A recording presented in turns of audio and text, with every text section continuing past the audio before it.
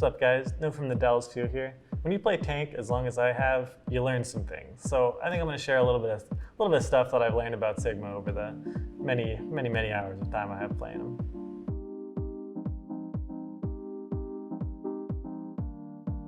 Alright, let's hop onto the computer and go through some tips.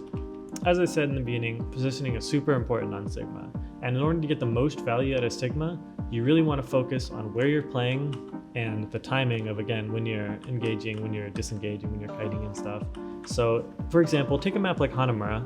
Hanamura is a prime example of a map where positioning really matters, and also it's super hard to take that positioning away from, the player that already has it. So the one thing as Sigma that you really don't want to be doing a lot of the time is just shooting shields. Shooting shields is useful sometimes. Sometimes you want to be poking shields, but the most value you get is from making sure that your AoE left flick is hitting as many people as possible and you're farming that all quickly. So knowing that, you probably don't want to be sitting in main in most scenarios. But there's a really great spot for Sigma to play, and it's not hard to get to. You just walk up here. This little platform is pretty much Sigma's home for as long as you can hold it. There's great ways to avoid spam. If they're trying to stand up on here and shoot at you, you can back up here. Same with people spamming from main. If they're hiding on the left corner and they're trying to shoot you, then you just hide and wait. You don't have to peek that often. You peek when they're coming out. You can spam through the choke, making sure that you have maybe your team's Orisa or Reinhardt playing on one of these corners. They can be, creating a little crossfire with you. So if they walk out and they're focusing here, then you're getting a ton of value from shooting through here. If they walk out and they're focusing you, you're shielding up, shifting, whatever. Just making sure that you're living and holding this space, and then your team can get a ton of value from here. So holding this is important. We also have to know when to let it go. Sometimes, enemies can TP up here with sim comps, and you have to be ready to run fast, otherwise you will die. You gotta be super careful of characters like Sim and Echo that just either shred through your shield or just ignore your shield altogether and ignore your shift. And you can get super dangerous. So if an Echo comes through the window, your team's busy, distracted by their team, perhaps it's not the right fight to take. So holding this space is nice and it's important, but know when to let go and back up and regroup. You can always go back up here and take it through the other side. So overall, this is a super important spot to hold. Probably one of the best spots for Sigma to play on this point. And there's also added little bonus to this is you can play in this window if you want to. I'm sure you've seen the tech if you've watched any Overwatch League matches. Sigmas will, hop up onto here, just a little quickly. It's pretty inconsistent, but if you can get the timings right, you can hop up and play on this little window here. You gotta be super careful when you're playing in this window. If you play too close to the edge, you can get pulled off by an Orisa. So it's dangerous, but it's a great little spot to play and poke. You can hit kind of a lot of different areas where they might be hiding if they're regenerating shields or something. There's also two ways that you can make it to this spot. I think the more consistent way is to use your E ability. You kind of do a little hop with your rock. You press E first, then W, and hold space afterwards, and you'll make your way up there. The only downside to that is you are using your rock cooldown. It's an important cooldown to have up, so if you have time, if you're in the startup period, it's perfectly okay to just use the rock, do a little hop, and make your way up here. But if you need to do it really fast, but maybe less consistently, you want to be using the left click.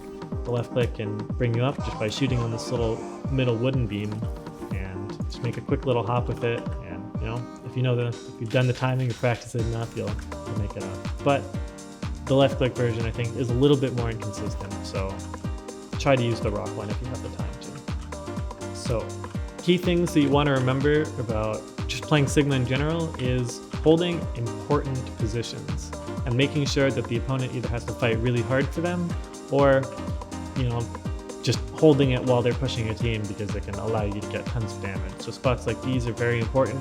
You'll see similar spots like this all over on maps, and if you take some time looking over the maps and just walking around them with Sigma, you'll start to recognize them as you become more familiar with the hero. Alright, so that's it for positioning. Now we're going to talk about some more movement opportunities. Alright, so another Another quick little movement thing that you can do on Hanamura is actually get through this window as Sigma, which it seems a bit weird at first because it looks like an easy jump, but I actually do need to do a little left click boost to get up here. So you crouch over to the side, aim at the top, left click and bounce. Let's try that again. Aim over here, aim at the roof, jump with left click, and you can make it into the window. And as I talked about before, this spot is a pretty important one. So if you can get this on attack by making a little jump through the window, this would be super beneficial to your attack and can catch people off guard. The only thing you have to worry about is the fact that you're making a lot of noise while you're doing this. You gotta use your left click, which is a pretty loud ability, and most people can hear you when you come up here. But if you get an opportunity to at least get this space, maybe shoot the enemy Sigma from behind, or pressure whoever here is out, I think it's really strong if you do this at the same time that the enemies are pushing out, that your team, is pushing through that little choke. So, third point, Numbani. This flank, it's pretty important, I'd say. A lot of the times enemy DPS like to come through, try to poke around, maybe walk over, try to get behind you. So overall, this little spot is important to keep control of.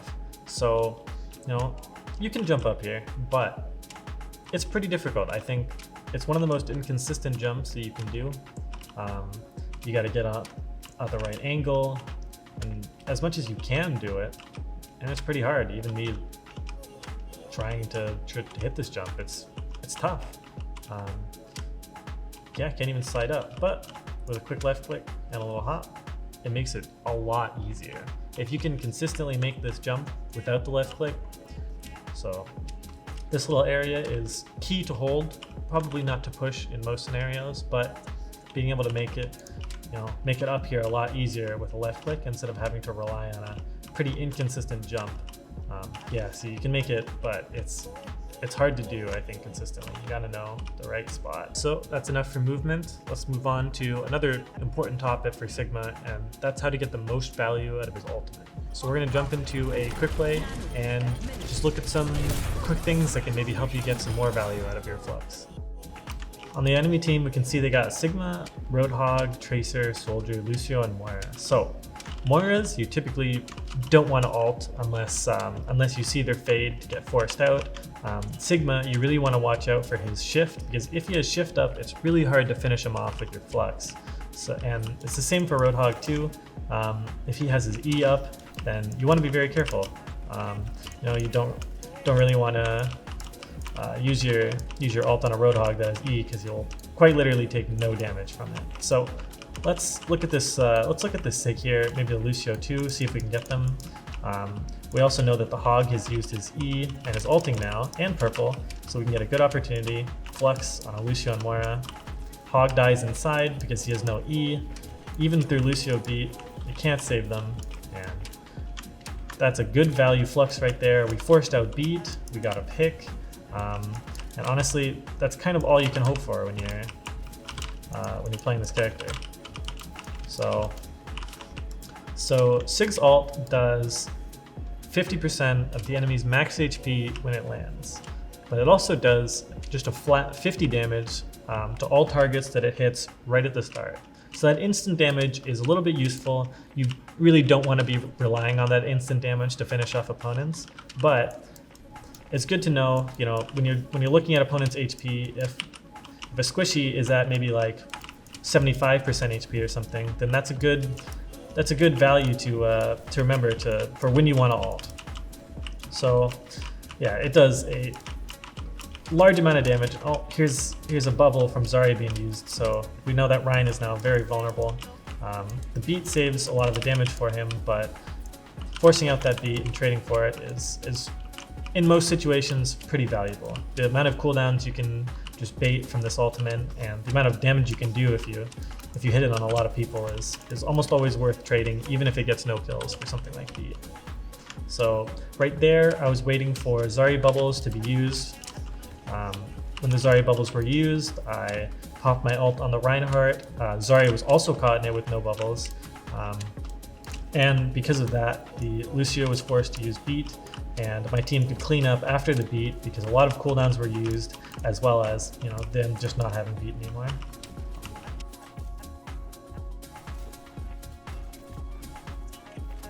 Alright, so we got another ultimate coming up here. So we're going to keep track of the Zarya's cooldowns. This time, I don't really mind about the Rhine. He's currently quite aggressive and will die in our backline. So I don't have to worry about that. But I think I did just see a bubble being used. Let's just keep focusing on the Zarya. And whenever that self-shield gets used, we'll look to pop the ult on it. There you go, there's the self-shield. High energy Zarya is a very important target for Flux. If you can lock that down, stop that huge source of damage coming up from the Zarya, that is 100% worth it. So, that Zarya is gone. Rhine's back, but has no protection because no Zarya bubbles. No amount of wire heals can keep him alive. And we win the fight quite handily. And that's it. You know, just to summarize the points for Sigma's ult is you want to look for cooldowns to be down that normally would counter the ult. Things like Shift from Sigma, things like Roadhog's heal, things like Lucio beat, any type of support ult that can counter it. I think a BAP lamp is also very important because that can kind of invalidate your ult almost instantly if the lamp comes out for it. So keeping track of those cooldowns is very, very important for getting maximum value out of your ult. And of course, I think it should be assumed, but you want to hit as many people as possible with your ult and spread out that damage evenly, and you know, hope your team can clean up after all that damage is gone. And also focusing in the Flux when a very prime target is in the air, they can't move. If their cooldowns are down already, they're a very, very good target to focus down, and if you can get that kill, you can easily win the fight afterwards. Alright, thanks for watching. Those are my tips for Sigma. I hope you guys enjoyed. Leave a comment or question below if you think that I missed anything, and have a good one.